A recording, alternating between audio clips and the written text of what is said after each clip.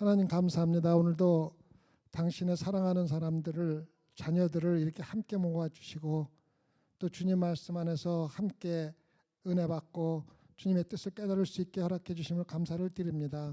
우리들이 입으로만 신앙생활이 아니라 정말로 성령의 인도하심을 따라서 성령의 능력을 가지고 신앙생활을 할 수 있는 소망계 성도들로 인도하여 주시옵소서. 감사하며 예수님 받들어 기도드렸사옵나이다. 아멘.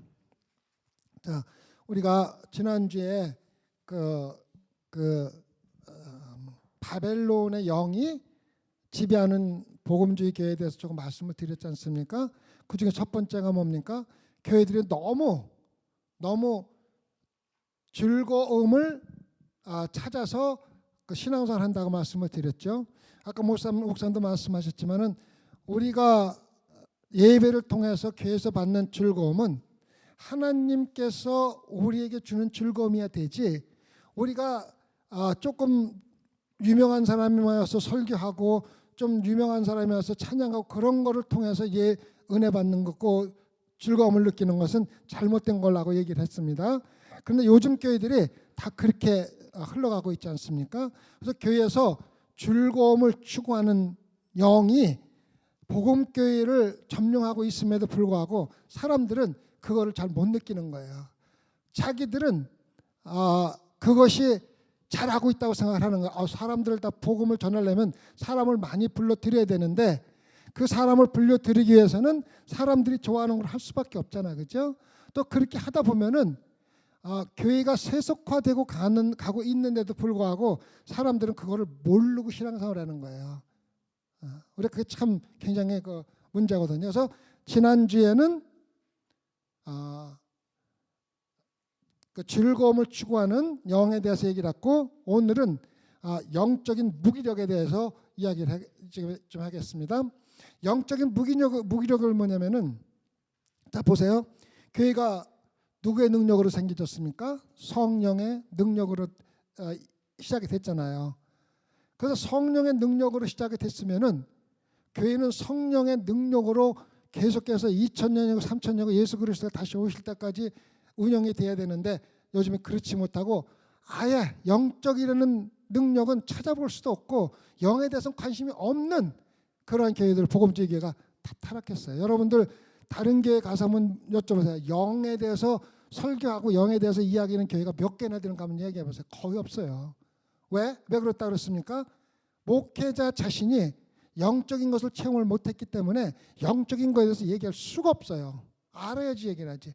얘기할 수 있는 거냐면 과거에 있었던 영에 대한 것만 얘기할 수 있는데 과거에 있었던 영적인 능력과 내가 지금 영적인 능력으로 교회를 섬기는 것은 전혀 다른 거거든요.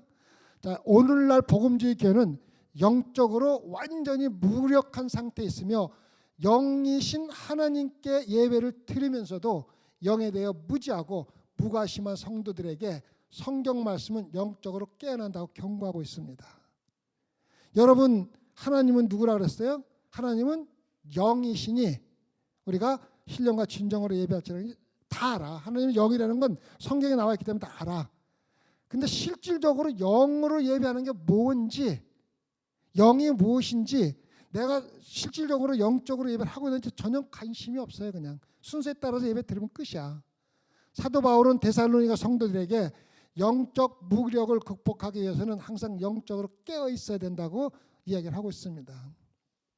데살로니가전서 5장 5절과 6절 보면 너희는 다 빛의 아들이요 낮의 아들이라 우리가 밤이나 어두움에 속하지 아니하나니 그러므로 우리는 다른 이들과 같이 자지 말고 오직 깨어 근신할지니라. 그렇잖아요. 우리는 영적으로 깨어서 근신해야지 돼요. 그래서 사도 바울은 영적으로 그리고 도덕적으로 무감각한 로마 성도들을 영적으로 깨어 육신의 일이 아니라 영적인 일을 도모하라고 경고했습니다. 로마서 13장 11절 또한 너희가 이 시기를 알거니와 자다가 깰 때가 벌써 되었으니 이는 이제 우리 구원이 처음 이를 때보다 가까웠습니다. 자다가 깰 때가 벌써 되었다는 거, 깰 때가. 여러분, 영적인 삶과 육체적인 삶을 구별할 수 있습니까? 뭐가 도대체 영적인 삶이고 도대체 영적으로 깨어있는다는 게 뭔가에 대해서 여러분 반드시 알고 신앙생활해야 돼요. 몰라. 잘 몰라. 영적으로 영이라는 건 눈에 보이지도 않고 영적으로 우리가 이해하는 건 정말 힘들은데 맨날 영적으로 깨어있으라, 영적으로 살아라, 영적으로 능력을 가져야 된다 막 그러면 도대체 무슨 소리인지 몰라. 성도들도 모르지만 목회자 때 몰라요. 솔직히 말해서 몰라요. 제가 지난번에 성령에 대해서 여러분에 대해 강의를 했잖아요. 제가 성령에 대해서 준비하면서 실질적으로 성령에 대해서 그 전에 알았던 것보다 더 많이 알게 되거든요. 영적인 것도 사실 그래요. 우리가 목회를 하면서도 영적인 것에 대해서 얘기는 많이 하고 뭐 성경에 나와니까는 성령대로 이야기는 하지만 실질적으로 성도들이 이것이 영적인 삶이고 이것이 육적인 삶이구나 하다 완전히 구별해서 그렇게 살아갈 수 있도록 인도하는 목회자들은 많지는 않아요. 사도 베드로는 신자들에게 영적인 적에 깨어 대잘할 것을 경고했습니다. 베드로전서 5장 8절에 근신하라 깨어라 너희 대적 마귀가 오는 사자같이 두루다니면 삼킬 자를 찾는다 그랬어요. 마귀, 악마 이러한 그 단어의 원래 의미는 뭐냐면은 분리한다는 뜻이에요. 분리한다는 뜻. 누구와 누구를 분리해요?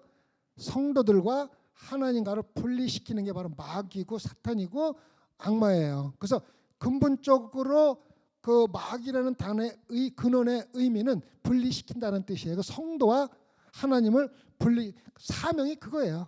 마귀들이 하는 짓은 대적같이 달려 들어가지고 어떻게든지 우리와 하나님을 분리시키는 게 목적인데 가장 분리시키는데 가장 좋은 무기가 뭡니까? 성도들로 하여금 죄를 짓게 하는 거예요. 죄가 하나님과 분리시키는 가장 큰 무기입니다. 무슨 얘기인지 알겠죠? 그래서 우리가 잘 기억하세요. 사탄 마귀가 나오고 악마가 나오는 모든 성경 구절에서는 걔네들이 하는 일은 우리와 하나님 관계를 분리시키는 거구나. 떨어지게 하는 거로구나. 근데 떨어지게 하는데 가장 좋은 무기가 죄로구나. 우리가 처음에 하나님과 떨어진 원인이 뭡니까? 죄를 지은 거야. 죄잖아요. 왜? 하나님은 거룩하신 분이기 때문에 우리가 거룩해야만 합니다. 그래서 잘 마음속에 새겨두세요. 우리는 신앙생활은 우리가 그냥 되는 대로 신앙생활 해갖고 되는 게 아닌데 그 원인이 뭐냐면 사탄 마귀가 우리를 하나님과 분리시키려고 정말로 쫓아다니면서 막기 때문에 그런 거예요. 그래서 우리는 반드시 영적으로 깨어서 근신해야만 하는 거예요. 알겠습니까?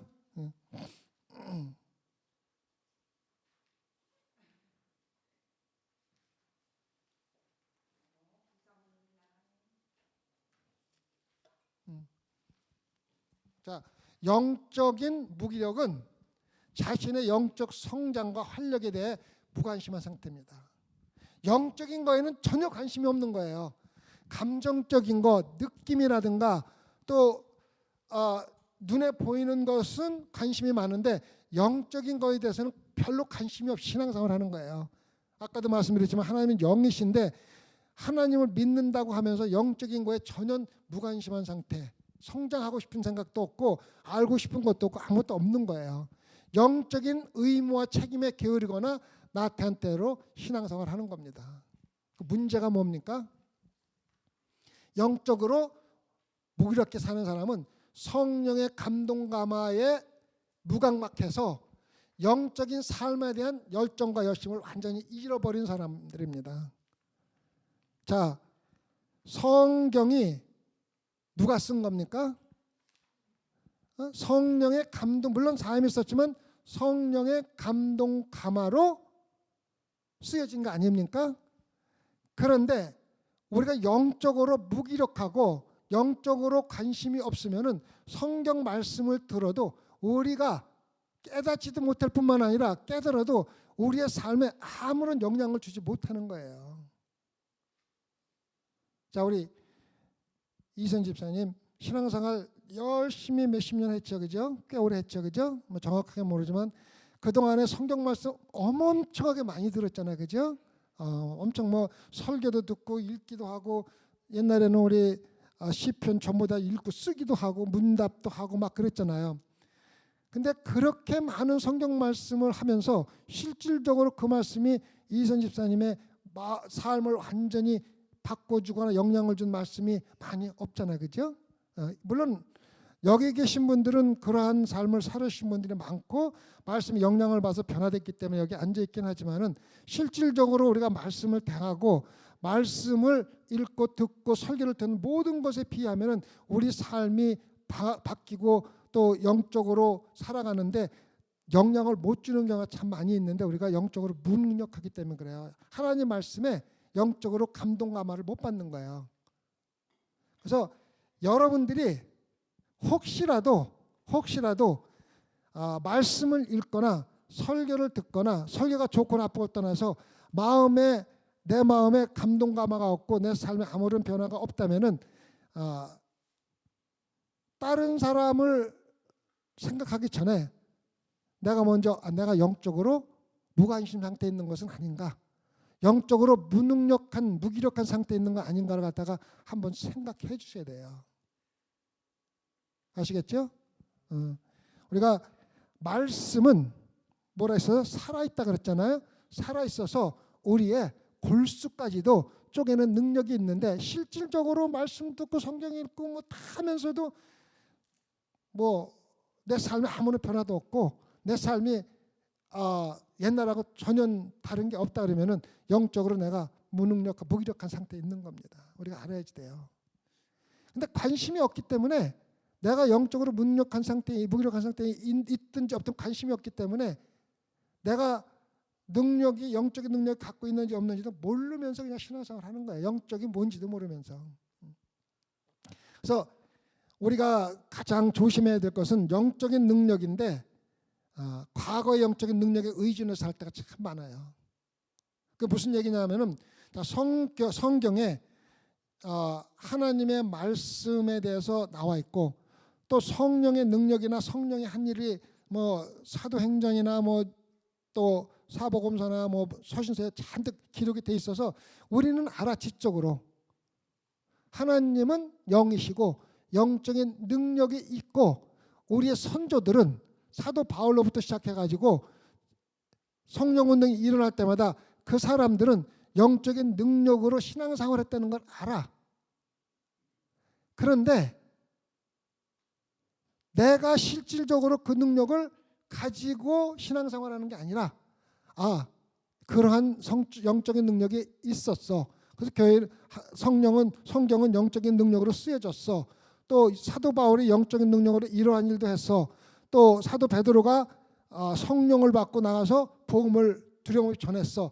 그래서 그 사람들의 선조들이 이뤄놓은 과거 영적인 능력에 의존해서 신앙생활을 하는 거예요. 그런데 실질적으로 당신이 영적인 능력이 있어? 그러면은 할 말이 없는 거예요.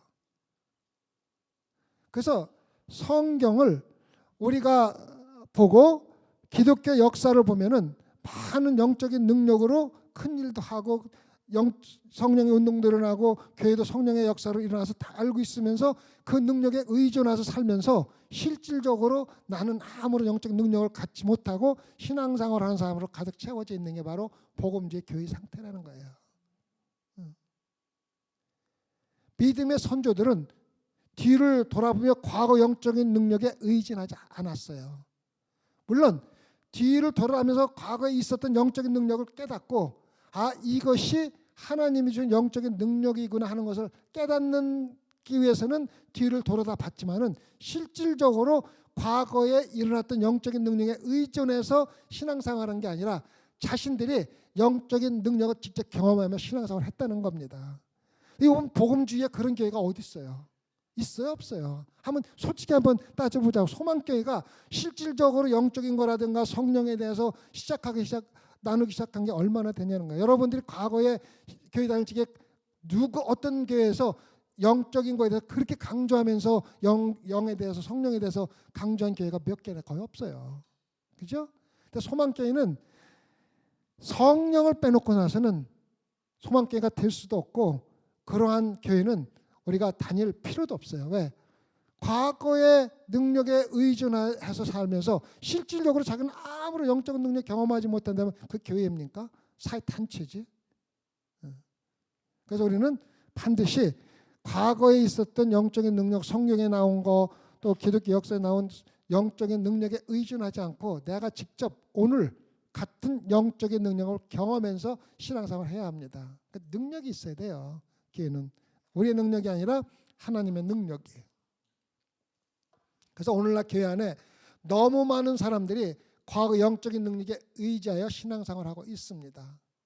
오늘날 신앙인들은 모든 영적인 전투가 완전히 끝났다고 생각하고 교회의 모든 어려움과 고통은 끝났다고 생각합니다. 그래서 요즘 세대는 우리는 그냥 교회 가서 그냥 쉽게 예배 드리고 편안하게 신앙생활 하면서 천국에 가는 특권의 세대 생각하고 있다고 신앙생활을 재미로 하고 있는 거예요. 재미로 자기 즐기려고 재밌게. 지금 다 그래요. 여러분 이거 아십니까? 교회가 실질적으로 불과 그 헌신하는 5% 내지 10%의 성도들에 의해서 실질적으로 교회가 운영이 되지 나머지 90% 95%는 그냥 재미로 다니는 사람들인 거 아세요? 헌금도 그렇고 교회 일하는 것도 그렇고 다 그렇다는 거예요.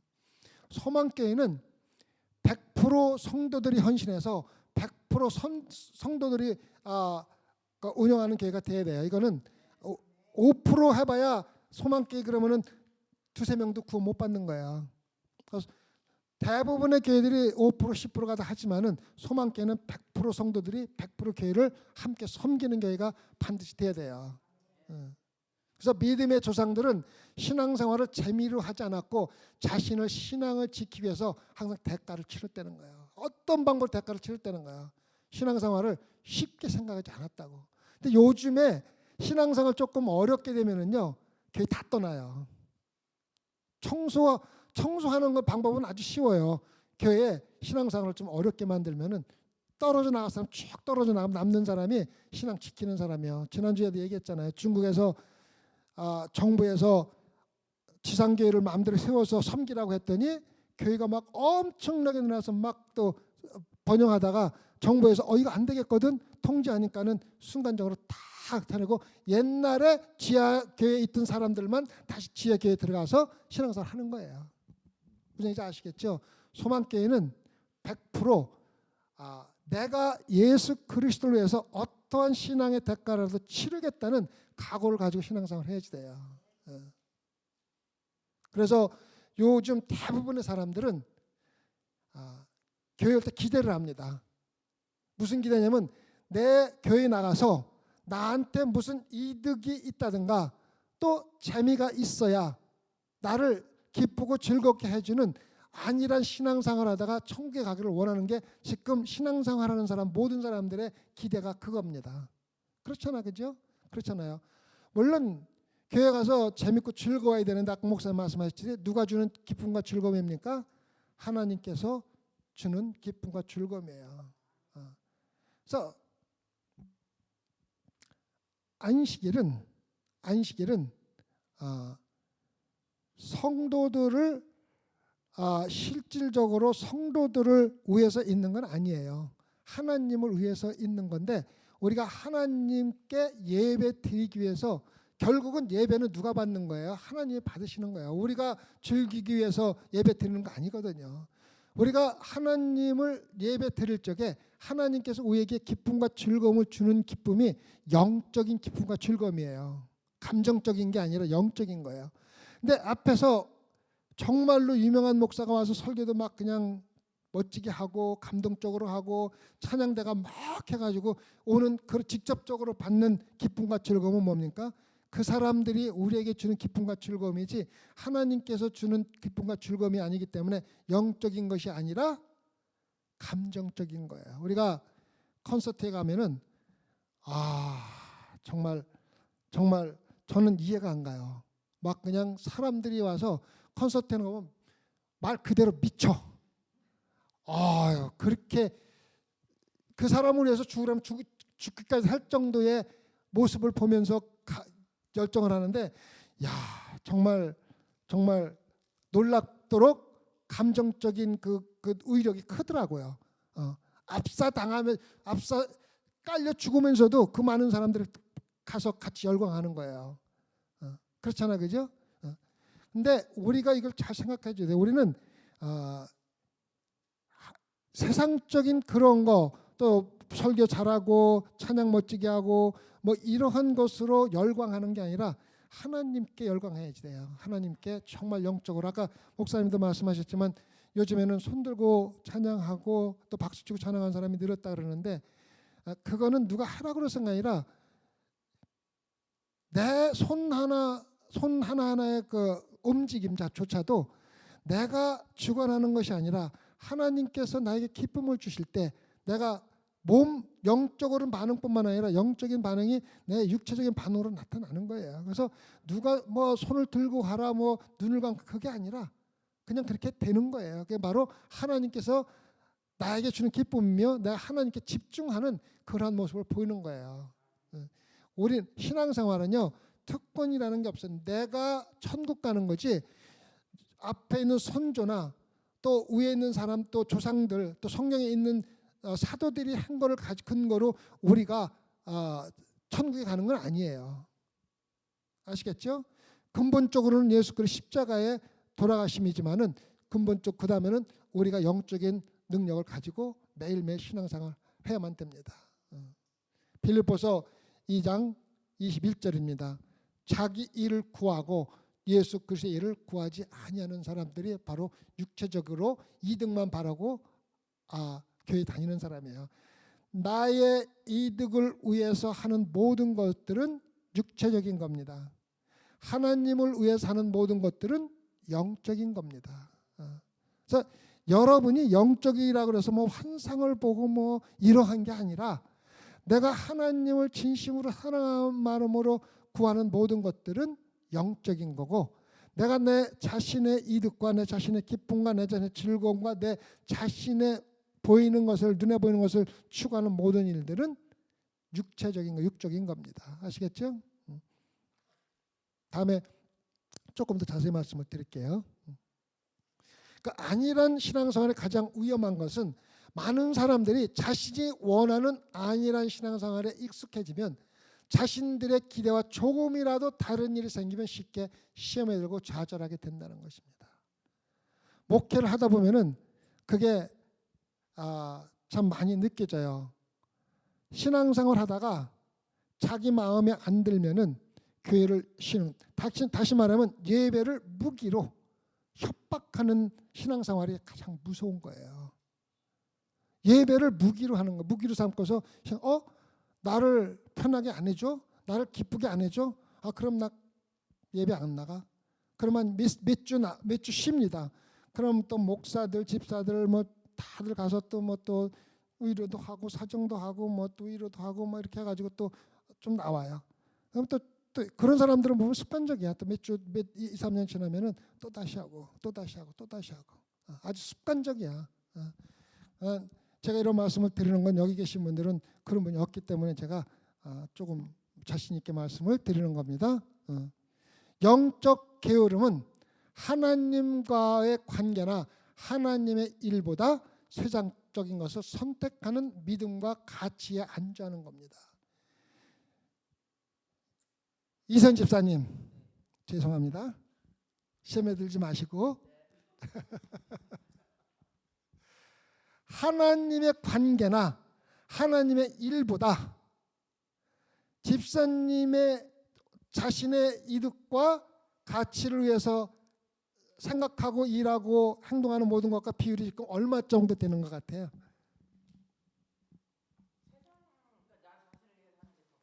그렇죠.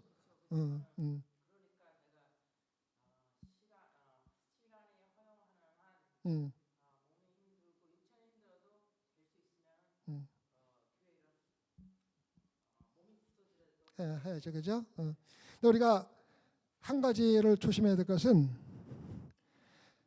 시간이 허용하는 아니라는 말은 참 위험한 단어 중에 하나예요. 그럼 시간이 허용 안 하면은 세상 것에 다 해서 시간이 허용 안 하면은 할 수가 없잖아요, 그죠? 그래서 우리가 가장 중점적으로 그는 하나님 먼저, 하나님을 먼저. 희선 집사님은 그렇게 하고 있지만은 우리가 쉽게 얘기할 때는 할 수 있는 한이라는 말을 많이 쓰는데 할 수 없더라도 우리는 하나님의 일부터 먼저 하는 거예요. 그래서 잘 들으세요. 하나 영적이라고 해가지고 영적이라고 그래갖고 아까도 말씀드렸지만 뭐 환상을 보고 꿈에 났던 그게 영적인 게 아니라 하나님과 나의 관계를 더 깊게 하고 내 이득보다는 하나님의 이득을 위해서 하는 모든 것들은 영적인 것이고 나의 가치와 나의 이득을 위해서 하는 모든 것들은 육체적인 것들입니다. 그래서 사도 바울이 뭐라 그랬어요? 자나 사나 죽으나 누구예요? 주의 것이야. 주의 것. 나는 주의 것이라고. 우리는 그러한 생각을 가지고 하는 것이 영적인 삶을 신앙생활을 하는 거예요. 하나님과의 영적인 관계를 전혀 알지 못하고 자기의 만족과 자신의 이득을 추구하는 종교 행위를 안일하게 신앙생활을 한다고 그러는 거예요. 교회를 오는 것도 내 이득을 위해서 와. 자, 잘 두고 보세요. 우리 바이크 제실사님 교회 일요일날 뭐로 와요? 일요일날 교회 왜 오냐고요?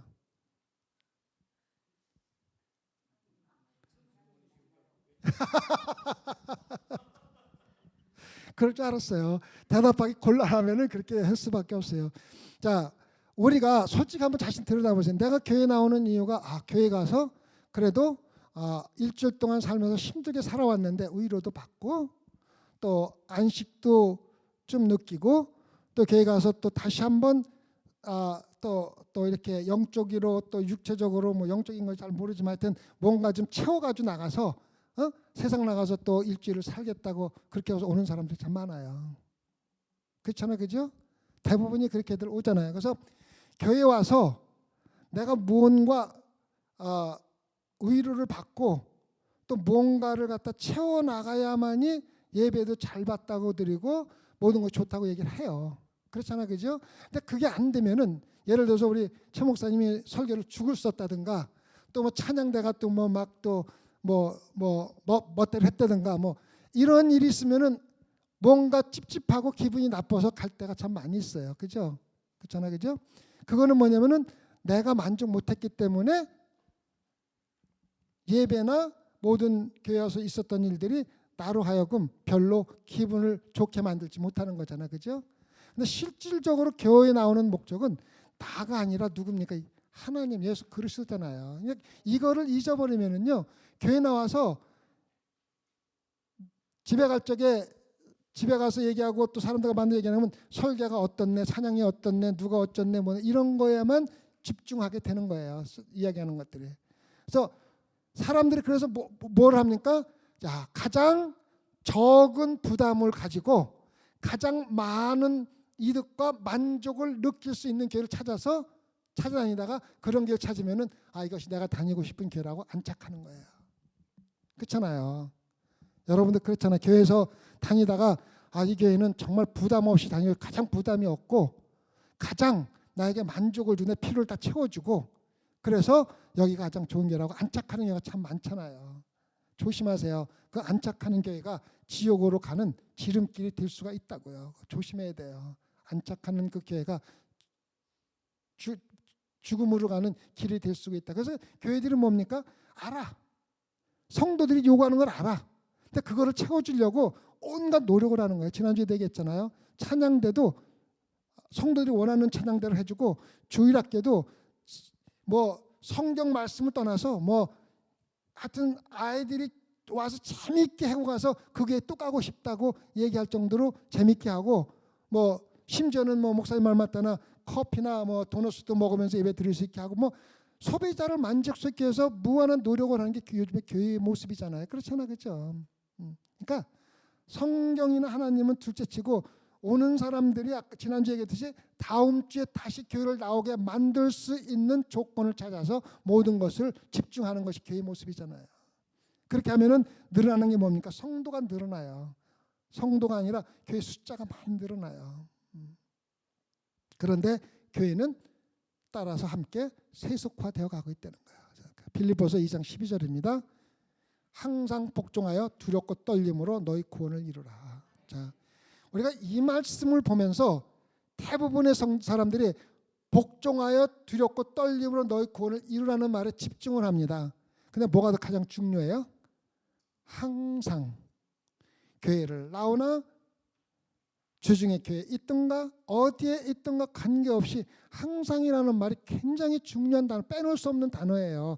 항상 복종하라는, 항상. 아시겠죠?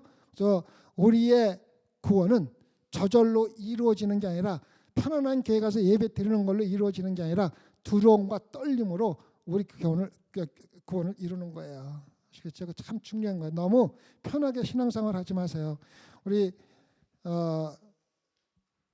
그 여성계에 요즘에 수고도 참 많으시더라고요. 어저께도 제가 이렇게 그 비디오를 보니까 몇몇 분들 오셔가지고 열심히 김치도 담그고 막 그냥 열심히 하시는 거 보니까는 내가 마음속으로 하나님이 얼마나 기뻐하실까. 참 몇 명 일하는 숫자는 적지만은 저분들이 일하면서 얼마나 즐겁고 기쁘게 일을 하는지 하나님 얼마나 즐거워하시고 기뻐하실까 하는 생각을 어저께도 많이 했어요.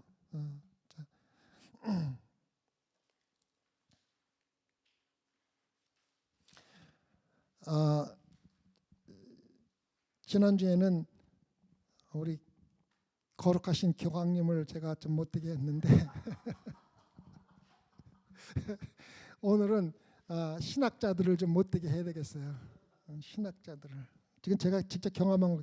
제가 지난주에 그 교황에 대해서 얘기한 거는 참 화가 좀 났었어요. 왜 그러냐면은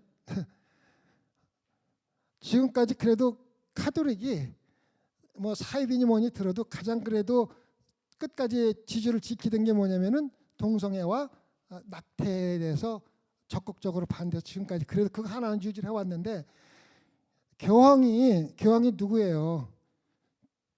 한 명의 죄인에 불과한 거예요. 뭐 아무것도 아니에요. 세상에서 교황이라고 하여튼 진짜 참 진짜 화가 나가지고 저기 러시아에 있는 그 머리에다가 그냥 뭐 왕관을 쓰고 막 이렇게 해서 정계의 그 최고 높은 사람이 와서 푸틴한테 당신은 하나님의 아들이다, 하나님 신이다, 뭐 이래갖고 안수하고서 받아먹고 저런 거 진짜 화가 나는 거예요. 교황도 한 죄인에 불과한 거예요. 아무것도 아니에요. 교황을 누가 만들었어요? 사람들이 만드는 거, 웃기는 거예요. 웃기는 거. 그런데 막 그냥 높은 책에 쓰고 뭐 본그거 뭐 베드로가 쓰던 건지 뭐 사울이 쓰던 건지 모르겠지만 그 탁 들고 나와가지고 뭐 이제 세월이 변했으니까 모든 사람을 받아들여야 된다. 뭐 동성애도 축복을 해줘야 된다. 뭐 이런 식으로 막 얘기하니까는 화가 확 나잖아요. 근데 이제 그게 이제 뭐 또 그냥 또 교황이니까 또 좀 세상에서 또 높게 보잖아요. 그러니까 뭐 쫙 뭐 뉴스마다 다 나오지만 안 나오는 게 다 없잖아요. 그러니까 화가 막 나가지고 욕을 좀 했죠. 근데 죄송합니다. 근데 제가 욕을 하면서 진짜 우리 최 목사님이 그냥 열심히 그냥 좋은 게 만들려고 하는데 이 목사가 다 망쳐놓는 거 아닌지 두렵긴 해요. 근데 한 번은 위로가 되더라고요. 여러분들은 그래도 다 안 빠지고 나왔는데 딴 사람들이 듣고 시험에 들든 말든 나하고 상관없잖아, 그렇죠? 그래서 위로를 받기는 해요. 근데 신학자들이 복음주의를 다 망쳐놓고 있어요 지금요. 우리 최 목사님도 한번 말씀하신 저도 미국에서 신학대학원을 7년을 다녔잖아요. 배운 거는 어떻게 하나님 떠나는가 가르쳐 준 거예요. 아무것도 아니에요. 어떻게 하면 하나님이 저희들이 학자들이라고 박사들이라고 하나님과 갖고 노는 거예요. 신학적으로. 아주 웃겨요. 그래가지고 또 박사학위 받으려고 그러면은 아무도 안 한 걸 해야 되잖아요. 그러니까는 이상한 소리 해가지고 신학생들 치면은 열심히 하겠다고 들은 학생들 뒤에 가서 담배 피게 만드는 게 신학자들이에요. 교수들이에요. 웃기는 거예요. 근데 그런 데서 교육받은 사람이 교회 가서 목회하니까 뭘 하겠어요. 이론적으로 하는 거예요. 오늘날의 복음주의 교회가 당면에 또 다른 비극은 교회가 영적으로 무기력한 학문적으로 성경을 연구하는 신학자들에게 지나치게 지배를 받고 있다는 거예요. 제가 몇 번 말씀드렸지만 신학대학교 교수 중에 형식적으로나마 교회 나가는 사람들이 몇 명 안 돼요. 몰라 우리 저기 성결교회나 장로교회는 잘 모르겠는데 우리 감리교회는 아주 심해요. 학자들 말 그대로 학자들이에요. 그 신학이라는 게 뭔지 아세요? 신학이라는 것은 하나님에 대해서 공부를 하는 거예요. 그래서 성령이 충만하고 성령 운동이 막 일어날 때는 정말 하나님의 전체적인 성품과 하나님의 모든 것에서 공부를 했어요. 근데 요즘에는 신학자들이 뭐 해야 돼요? 그렇게 갖고는 학위를 못 받아요. 박사학위를 못 받아. 뭔가 좀 특이한 걸 하고 뭔가 트집을 좀 잡아야 돼. 그래가지고 한 부분에 깊이 파고들 수밖에 없어요. 그렇잖아요. 박사학위를 누가 전체적인 하나님에 대해 연구한 사람한테 박사학위 주겠어? 안 주잖아요. 그건 진짜 아무도 안 하는 것 갖다 파고들어서 해야 되는데 그렇게 하다 보니까 영적이 아니라 학문적으로 한 군데에 파고 들어가가지고 공부를 해가지고 하나님의 성품이라든 하나님의 모든 능력 같은 거는 관심이 없는 거예요. 자기 공부해가지고 박사학위 받는 한 구석에만 관심이 있는 거예요. 문제가 되는 거예요. 그런데 복음주의 교회가 그런 사람들한테 지배를 받아서 그런 사람들의 영향을 받고 있다는 거예요. 아무런 영적인 능력이 없는 신학자들이 교회에 커다란 영향을 주고 무슨 신학대학교 교수가 얘기했대 하면 여러분 솔직히 말해봐. 우리 와이프가 좋아하더라고. 어느 교수 어느 대학교 신학 교수가 썼대 설계했대. 그러면은 신뢰를 하는 것 같더라고요. 웃기는 거예요. 그 사람들이 하는 거요. 문제가 많아요. 조심해야지 돼요. 성경 말씀은 학문적인 이해를 훨씬 능가하는 영적인 능력이 있는데 그 사람들은 영적이라는 능력이 뭔지도 모르고 학문적으로만 공부하는 사람들이 나와서 그럴듯하게 이야기 예수 팔아먹고 있는 거예요. 조심해야 돼요. 교회에. 근데 대부분의 복음주의 교회들이 그런 사람들을 말을 듣잖아요. 그 사람들 밑에서 공부를 한 사람이 목사 돼 갖고 왔잖아요. 그렇잖아요. 그래서 성경 말씀에서 영적인 능력을 무시하고 학문적으로 연계하여 이해할 수 있는 것만 믿겠다고 하는 사람들이 신학자들이고 그 사람들이 종교 문화를 만든 거예요. 하나님의 능력을 빼고 학문적으로 야 이거는 우리가 이렇게 해석했으니까 믿고 이해하니까 믿어 하고 만든 게 바로 종교 문화가 바로 복음주의가 돼버린 거예요. 여러분들 박사 좋아하지 마세요. 특히 신학 박사 조심하세요. 왜 그런지 아세요? 그 사람들은 한 구석만 공부해야 박사 되는 거예요. 전반적인 거 몰라도 되고 능력, 하나님 능력 관심도 없어요. 왜? 먹고 살아야 되니까. 그렇잖아요. 죄송합니다. 아, 참. 우리 딸내미가 지금 34이잖아요. 올해. 그래서 뭐 중매 얘기를 해갖고서 했는데 어떤 분이 중매가 왔는데 신학교 대학 교수래. 그래서 가지마. 그 사람 믿음도 하나도 없는 사람들이니까 가지마. 아휴 또 잘못했다. 또 혼나겠다. 집에 가면 지금 신학교의 신학을 신학자들이 영적인 능력을 모르는 신학자들이 교회를 지배하고 있어요. 여러분들 그거 잘 조심해야지 돼요. 우리는 하나님을 갈망하며 언제 하나님에 나가 하나님에 서게 될까는 항상 두려움으로 아까 사도 바울이 빌립보에서 얘기한 것처럼 두려움과 떨림으로 우리의 구원을 이루는 거예요. 저 두려워해야지 돼요. 뭐 진짜 두려움 없이 교회 다니고 재미로 교회 다니고 툭하면은 협박하고 예배 가지고 목사들 정의하는 사람들 전부 조심해야 돼요. 여러분 소망교회는 한 명이 남아도 좋아요. 다 구원받으면 좋겠지만은 한 명이 남아도 소망교회는 세속적으로 변화하면 안 돼요. 절대로 그거는 우리가 조심을 해야지 돼요. 나중에 이제 또 나옵니다. 세상이 교회가 모방의 그 복음주의로 바뀐 거예요. 세상이 교회를 모방하던 주의에서 교회가 세상을 모방하는 세대로 바뀐 거예요. 그 이유가 뭡니까? 사람들을 전도하겠다고 그러지만 실질적으로는 세속화돼 가고 있는 거예요. 아시겠죠? 소망교회는 절대로 성령의 능력을 빼고 나서는 교회가 존재할 수 없다는 것을 마음속에 새기고 우리가 성령의 능력이라고 해서 환상이나 꿈을 보는 게 아니라 하나님의 관계를 먼저 생각하고 하나님의 일을 먼저 생각하는 것이 바로 하나님의 영적이라는 것을 깨달아야 돼요. 자, 보세요. 영이 뭔지 아세요? 영. 영이 바로 나예요. 나에서 영을 빼면은 뭡니까? 나는 흙이에요, 흙. 그렇죠? 그래서 영적이 된다는 것은, 영이라는 것은, 영혼을 살찌운다는 것은 나를 살찌운, 내 자신을 살찌우는 거예요. 내 생각과 내 말과 내 모든 것이 포함돼 가지고 영을 살찌우는 거예요. 그래서 내가 영이고 영이 나예요. 영 빼면 나는 흙에 죽으면 끝이에요. 그래서 영을 뺀다 어떻게 천국을 얘기하고 어떻게 얘기를 합니까? 그죠? 학문적인 모든 것을 알고 있지만 영적인 삶에 꼭 필요한 것을 알지 못하는 전문가들이 지금 교회를 운영하고 있다는 거예요. 학문적인 모든 것을 알고 있지만은 영적인 삶에 꼭 필요한 것을 알고 있는 것이 아니라 학문적으로 성경이 무엇을 이야기했다는 것만을 생각하는 사람들이 교회를 운영하고 있다는 거예요. 요즘의 신학자들은 대부분은 믿음의 조상들이 영적으로 하나님을 알았던 것처럼 영적으로 하나님을 아는데 전문가가 아니라 학문적으로만 하나님을 아는 사람들입니다. 사도 바울을 보세요. 사도 바울. 사도 바울은 학자 중에 학자예요. 학자 중에 학자고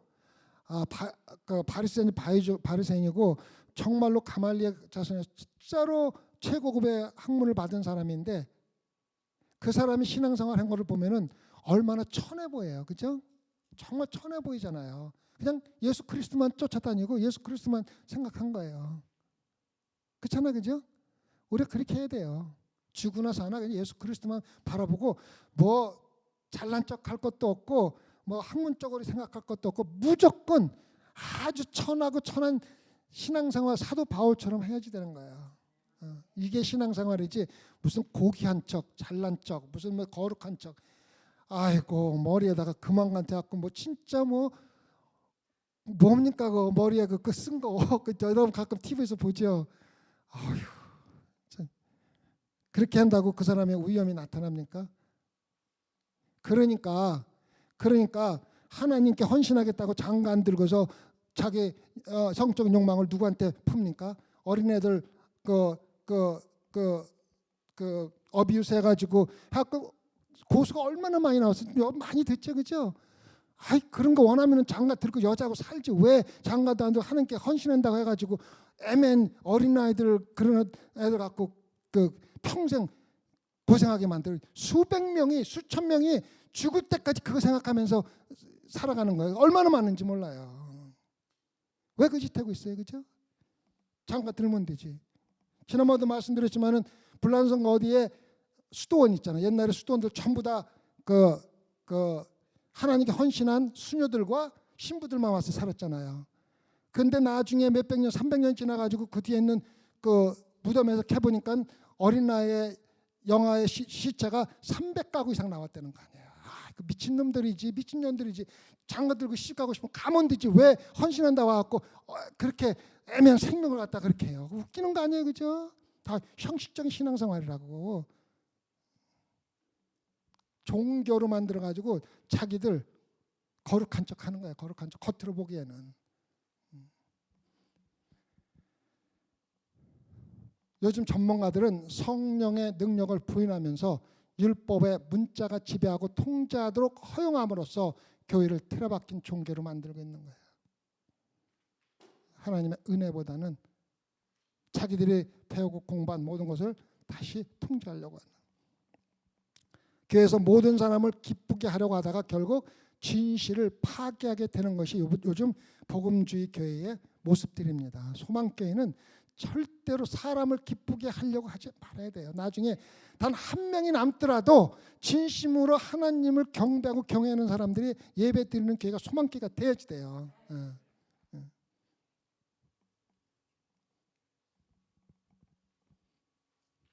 우리를 더 나은 그리스도인으로 만드는 것은 우리 앞에 있는 성령의 감동으로 기록된 성경 말씀을 읽고 무릎을 꿇고 기도하며 하나님의 영이 우리 마음을 찌르게 해야 되는 거예요. 이게 저기 하는 거예요.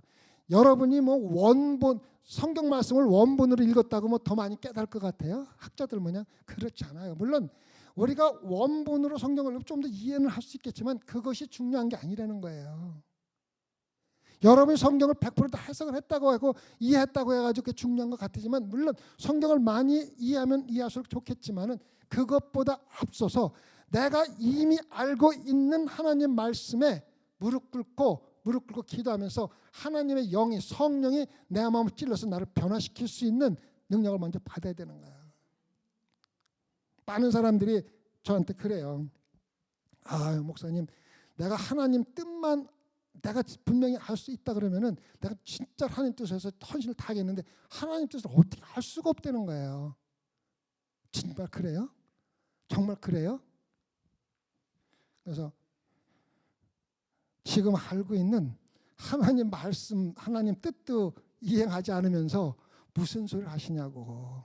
알고 있는 것부터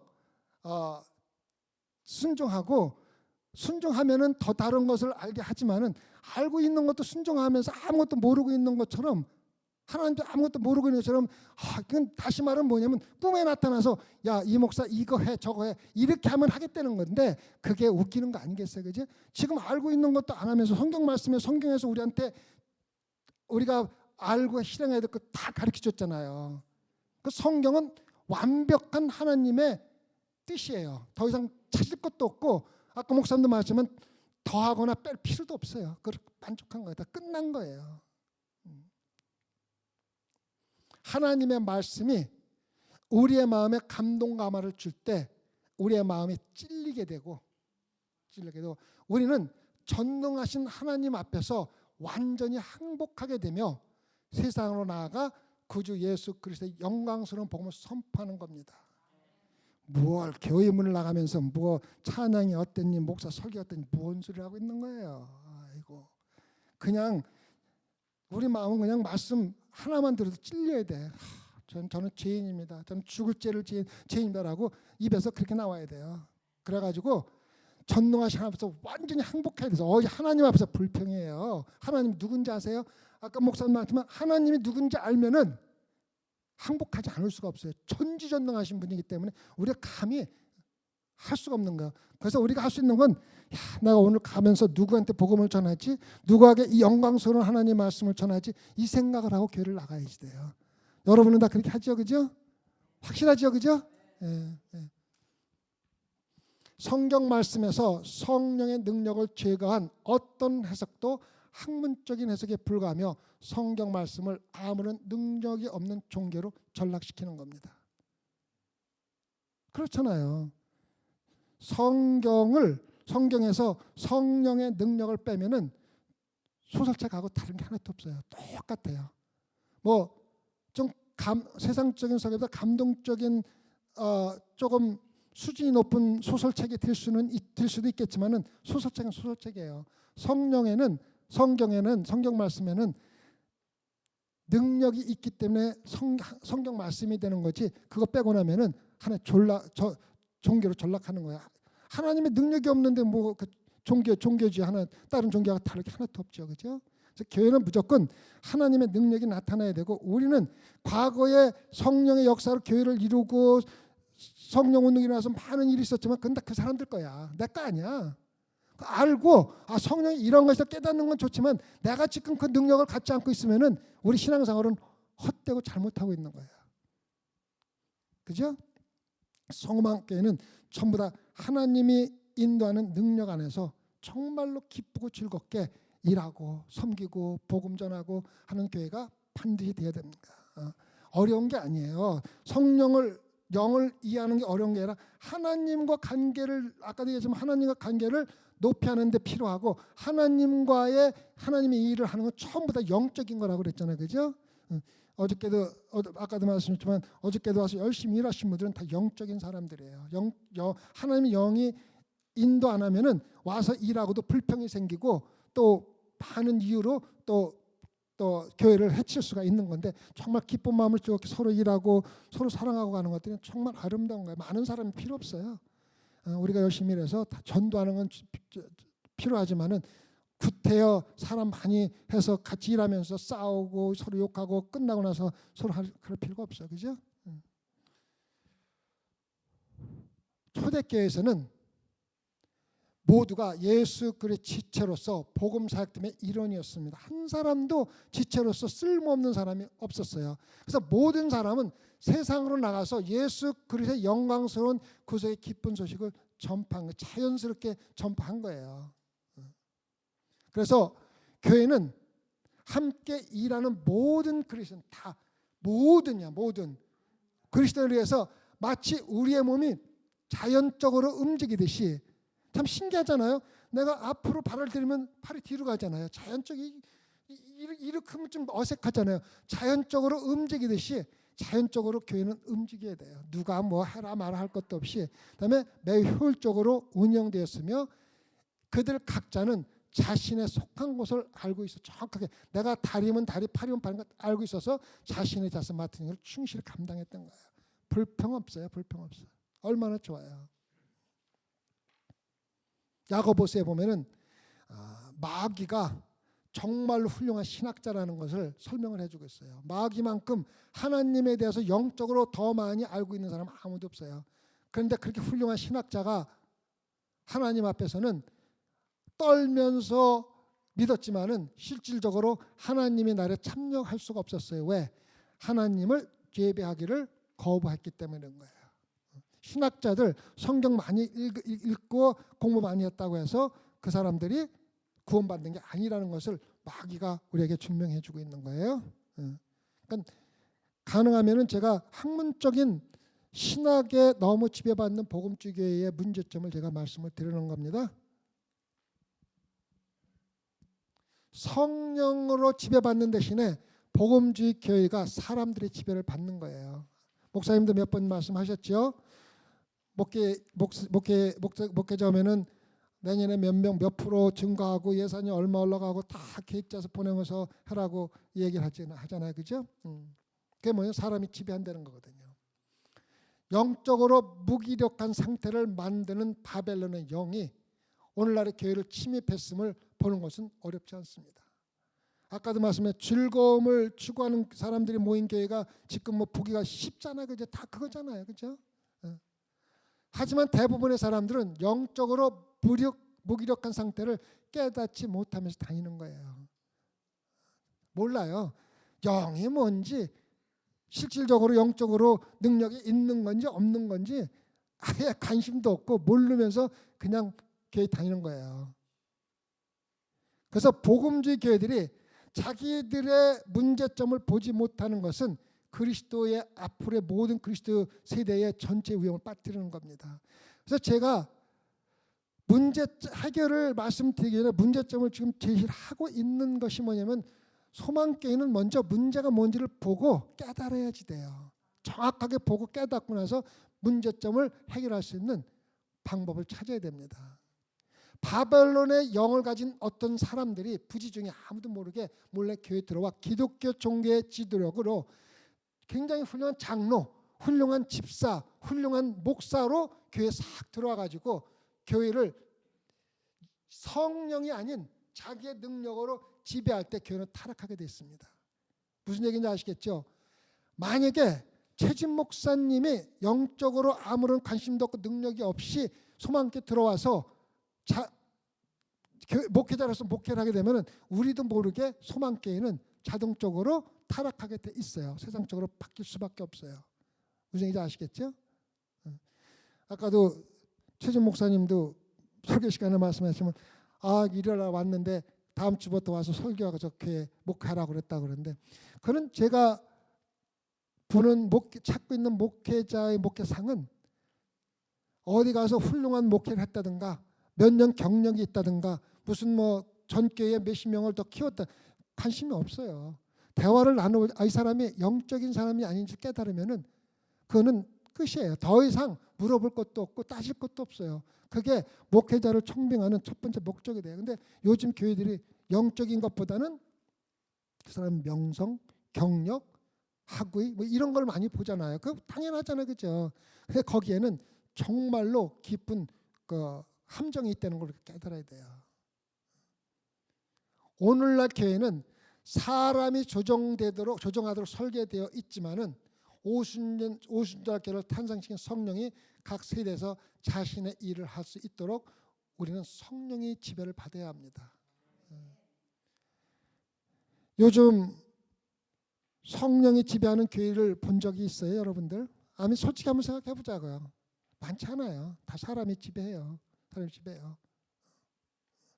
그렇지만은 우리는 교회가 성령이 지배한다는 말은 뭐냐면은 여러분 각자가 신앙생활에서 예수 그리스도의 지체로서 그 맡은 내 지체가 어떤 부분이며 내가 할 일이 무엇인가를 찾아서 가서 순조롭게 자연스럽게 모든 걸 할 때 성령의 지배를 받는 것이지, 목사가 내년에 10% 하고 뭐하고 다 계산해가지고 막 밀어붙인다고 되는 게 아니에요.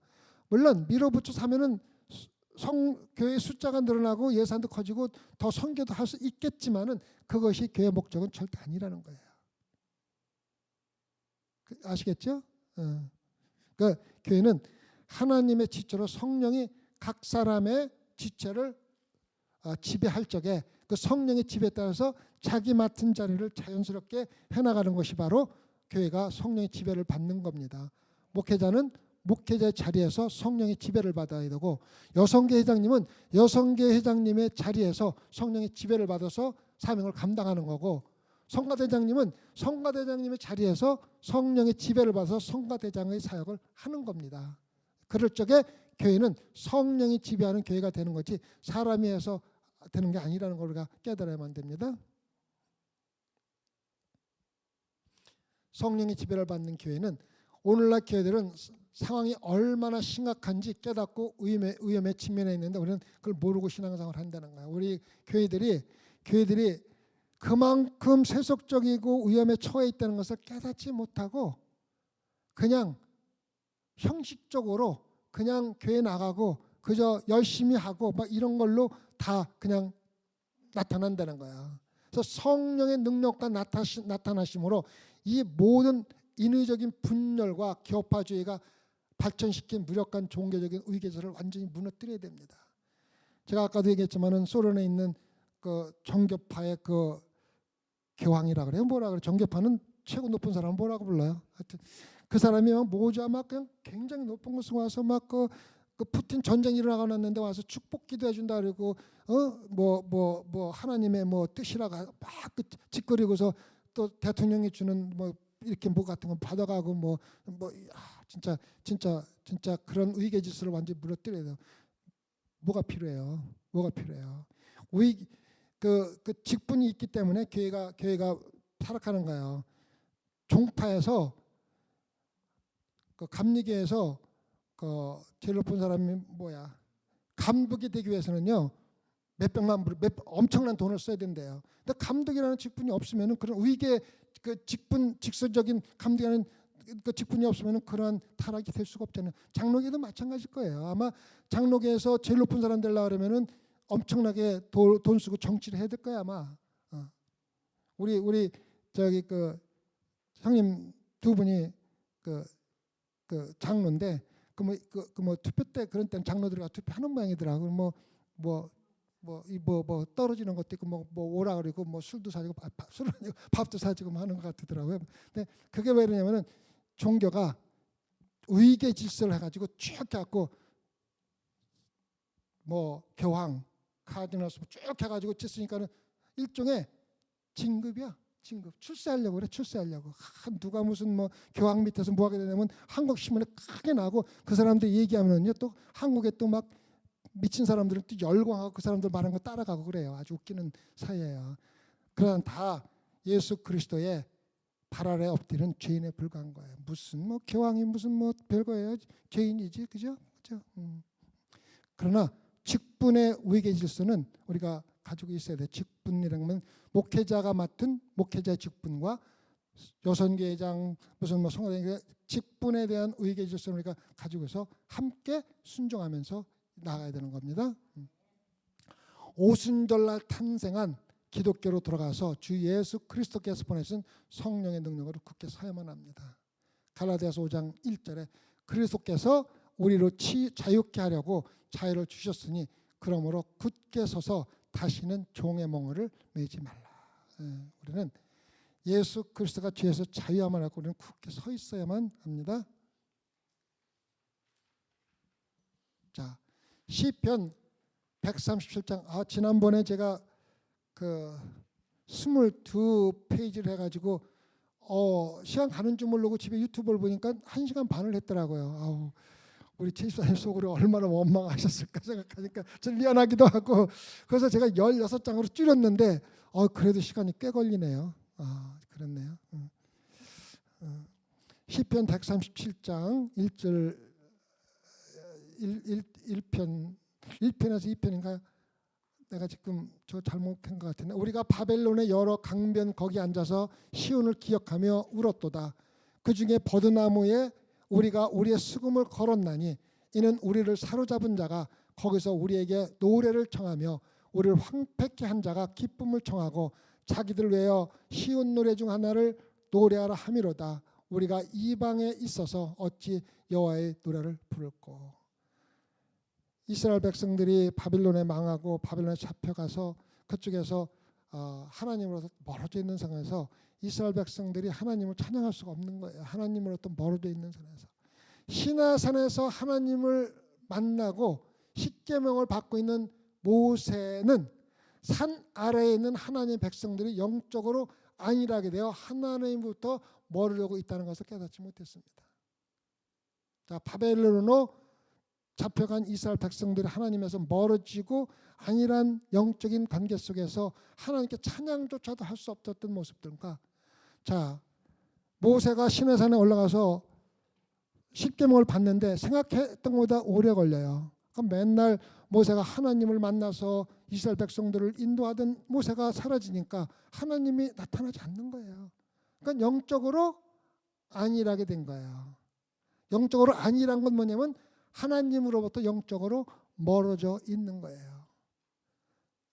그럼 아까 얘기 뭐랬어요? 하나님을 찬양할 수가 없어요. 그렇게 되면은 뭘 하게 된 거예요?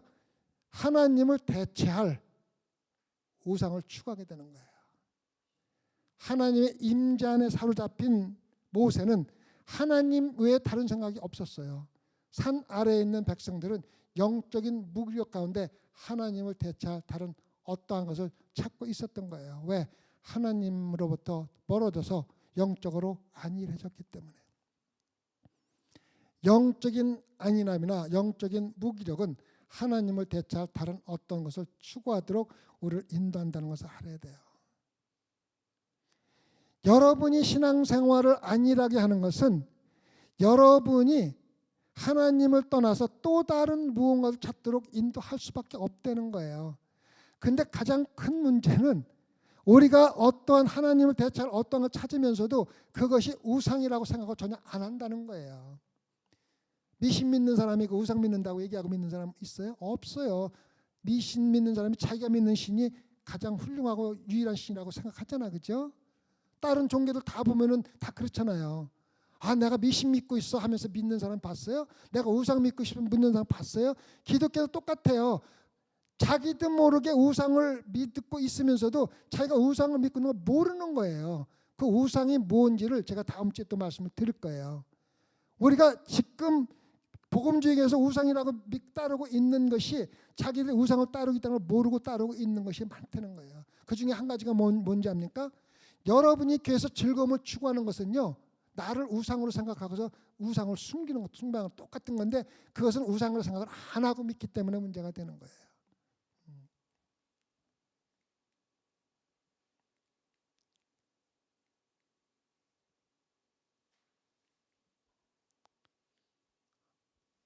모세는 예상보다 오래 떨어져 있었기 때문에 하나님의 백성은 자신들의 욕구를 자극할 무엇인가가 필요했습니다. 하나님을 만나기 위해서 산에 오른 모세를 기다리는데 지쳐 있었던 거예요. 그래서 영적으로 우리가 안일하고 하나님을 체험하지 못하고 하나님의 영이 우리와 함께 하지 않으면 우리는 영적인 지루함과 영적인 안일함에 빠질 수가 없고, 그것을 채구해서 다른 무엇인가가 반드시 있어야 한다는 것을 우리는 알아야 돼요. 하나님의 백성이 직면한 가장 큰 위험 중 하나가 종교적인 지루함 상태에 빠지는 거예요. 영적인 능력을 경험하지 못하고 신앙생활하는 것은 종교적인 지루함을 가져오고 또 다른 것을 추구하게 만드는 겁니다. 여러분, 복음주의에 요즘에 영적인 안일함에 빠져가지고 영적인 나탐에 빠져가지고 우상을 숭배하면서 예배드리고 신앙생활하는 사람이 대부분인데도 자기들이 우상이나 영적 지루함에 빠졌다는 걸 전혀 모르고 기분 좋게 신앙생활을 하고 있는 거예요. 다행히 우리는 하나님께서 깨달을 수 있는 기회를 주신 거예요. 여러분, 영적으로 정말 깨달아야 돼요. 영적인 능력이 없는 종교 생활은 해야 할 일과 하지 말아야 할 일을 부담으로 갖게 되고 쉽게 지루함이나 권태에 빠지게 하는 겁니다. 예수 그리스도가 십자가에 죽으신 하나님의 은혜로 우리가 구원받은 것 외에 영적인 능력이 없는 종교 생활, 다시 말하면 이거는 해야 되고 이거는 하지 말아야 되고 이건 어쩌고저쩌고 이렇게 그거를 따져서 하게 되면은 쉽게 사람은 지루함해하고 권태감에 빠지는 거예요. 자신의 신앙생활을 종교적으로 따르려고 하는 사람은 누구나 사소한 부분에서 엄청난 종교적인 부담과 지루함을 경험하게 됩니다. 내가 영적으로 하나님의 일을 하고 싶지 않은데 교회에서 이 일을 시키면은 그것도 시험에 들어요. 그렇잖아, 그죠? 쉽게 시험 드는 거예요. 우리 성가대장님 계시지만 성가대 사람 하나 더 추가시키려면은 아이고 사람 눈치 되게 봐야 돼요. 그죠? 그죠, 집사님. 예. 뭐 노래 찬양 하나님께서 달란트 주셨으면은 써야지 뭘 이렇게 숨길 게 있어요. 아까 그 강임 선생님 나보고 와서 그 성가대에서 내가 할 수만 있으면 10번이라도 하지요. 못하니까 달란트 없는데 어떻게 해요? 그냥 그러고 말았는데 제가 하면 다 도망갈 건데, 그죠? 그래서 우리가 신앙생활을 부담으로 생각하면 절대 안 돼요. 영적인 능력이 나를 인도하지 않으면은 아주 사소한 것도 영적인 부담이에요. 부담. 교회 나오는 사람들, 안 나오는 사람 가만히 보면은 교회에서 나 이거 해래, 또 저거 해래 해가지고 안 나오는 사람 엄청 많잖아요, 그렇죠? 그러니까 부담, 신앙생활을 부담이나 지루함으로 하면 안 돼. 우리는 하나님의 능력에 따라서 매일 새롭고 능력이 있어야 돼요, 그죠? 이스라엘 백성들은 하나님의 놀라운 기적을 순간순간 경험했지만 모세가 사라지고 오랫동안 하나님의 임재를 경험하지 못하면서 눈에 보이지 않는 하나님에 대한 권태감을 느끼게 되면서 하나님을 대신할 우상을 찾게 된 것입니다. 지금 복음주의 교회들이 이보다 자극적인 우상을 추구하고 있다는 거야. 교회 와서 애지간한 설계에는 감동을 안 받아. 절대로 안 받아. 왜?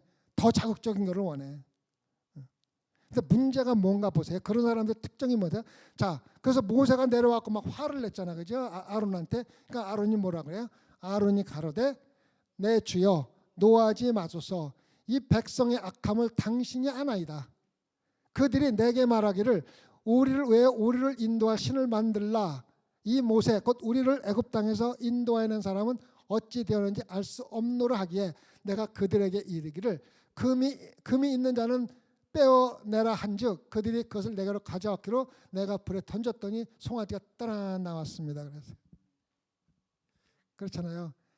영적으로 무기력한 사람들의 특징은 자기들이 하나님을 대신한 우상을 만들어서 섬기고 추구하면서도 자신들의 영적으로 문제가 있다는 것을 전혀 인정을 안 하고 그것을 변명할 원인을 찾는 게 바로 복음주의 교회의 원인입니다. 교회가 세속적으로 막 변해가면서 변명이 뭡니까? 아이고 복음 전하려면은 복음을 사람들 다 불러 드려야지. 맞아요, 틀렸어요. 교회는 교회해야 되고 복음은 교회에서 전하는 게 아니라 어디서 전합니까? 밖에 나가서 전해야죠. 교회를 갖다가 세상으로 만들려면은 그게 뭐예요? 아무것도 아니잖아요.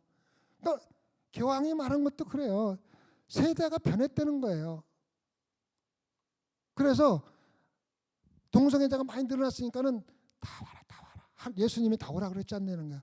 무슨 소리야? 성경을 알고 하는 얘기. 누굴 다오라 그래요? 누굴 다오라 그래요? 어? 죄를 회개하고 내 짐을 지고 가라죠.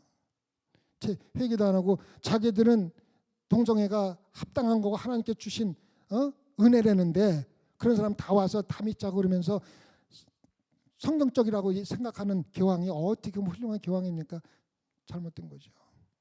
영적으로 무력한 사람은 원인을 찾기 때문에 자기가 하고 있는 걸 인정을 안 해요. 절대 인정 안 해요. 세상은 바뀌어도 진리는 절대로 변하지 않는다는 것을 마음속에 새겨두기 바랍니다. 그래서 여러분이 나중에 어떤 길을 다니든 성경을 세월이 바뀌었기 때문에 바뀌게 된다고 얘기하는 그 교회는 그 다음 날부터 땡 아니면 그 교회를 바꾸든가. 아시겠죠?